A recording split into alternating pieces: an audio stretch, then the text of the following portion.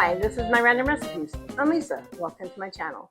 We're well on our way through the cookies. And yes, Aunt Lois is still here. Today's recipe is called Aunt Lois's Caramel Cookies. We're certainly covering a wide variety of types of cookies, and we're only a few weeks into the cookie section. Today's recipe are no-bake cookies, but that doesn't mean they're not cooked. Today's combination of flavors looks kind of promising, maybe even a little intriguing. I have been sharing my cookies with my coworkers. They're always letting me know what they think of my contributions to the office. When there's still cookies left over from one week to the next, I won't. No, they weren't all that popular. I didn't create these recipes, and I haven't tried most of them. That's a good barometer as to whether or not they're any good. I guess it's time to get to work to see if these cookies are any good. Let's get to work. And I'm going to move over to the stove, so I'll meet you over there. I'm over here at the stove, and I'm going to turn the camera down so you get to see what I'm doing. All right, so in my saucepan, combine sugar, shortening, and milk. So there's 3/4 of a cup of shortening in here. I'm going to start the heat on. And then I'm supposed to have 2/3 of a cup of evaporated milk. That's what this is. So go ahead and pour that in. And give it a little stir before we do anything else. And we're supposed to add 2 cups of sugar. That's what this is. Just start stirring. I want to get things combined as nicely as possible. So I'm supposed to bring this to a rolling boil. I'm going to keep the heat kind of low while I'm melting the shortening. Once it gets melted, I can increase the heat as I need to. Looks like it's about to boil. That counts. Okay, so I want to take this off the heat. And we're supposed to stir in a small package of instant butterscotch pudding.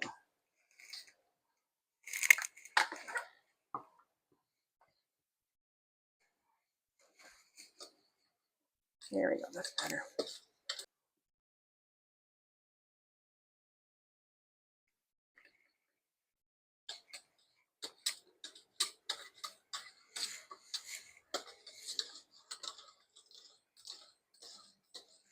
Okay, now I'm supposed to add 3.5 cups of uncooked oatmeal,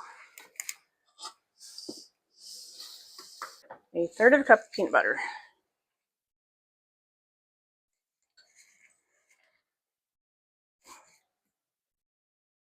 and then I'm going to do 1/3 of a cup of nuts. These are pecans. And then I need to move back over to the table. All right, I'll meet you over there. I'm back at the table. I'm going to turn this down so you can see what I've got here. I just came over from the stove and it's pretty hot. I'll give it a little bit more of a stir. I'm supposed to spread these out like little cookies on cookie sheets that are covered in wax paper. So that's what this is. And I will start spooning. Well, these are going to be drop cookies.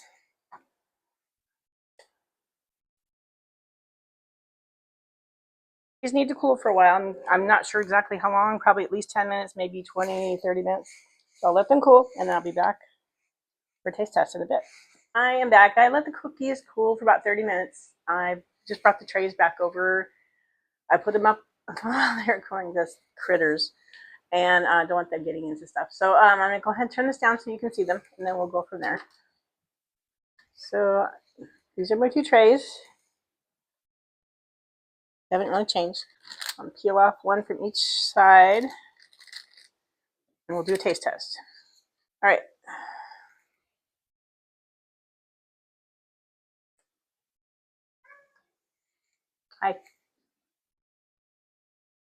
I can definitely taste the peanut butter. I taste the butterscotch. They're okay. Not my favorite. Honestly, I've never been a huge fan of no-bake cookies. For me, they're just a little too soft. I like a little bit of crispiness or crunchiness to my cookie. I don't want them so mushy. So it's totally just a texture thing. I was willing to give them a fair try, and the only way I was going to know whether or not I really did like them or not was just to give them a try, which I've done. Next time we're going to be adding chocolate to the mix, so that should be somewhat more promising for me. It is another one of Aunt Lois's recipes, but anytime chocolate gets involved, it gets my attention.